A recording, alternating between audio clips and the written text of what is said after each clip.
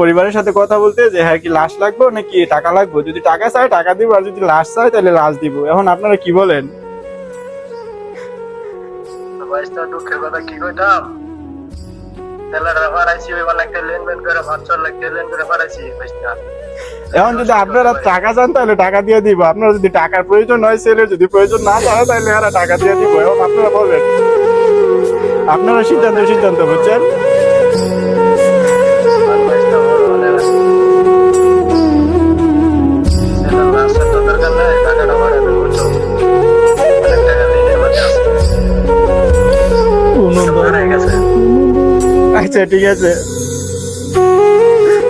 আজকে প্রবাসীদের কোনো দাম নাই। বাসা ছিল বেলা টেল লাগে, পরিবারে কত চাপ দিয়েছে, লেট করে আইছে, যাই করে আইছে, টেল বাড়াইতে পারছে।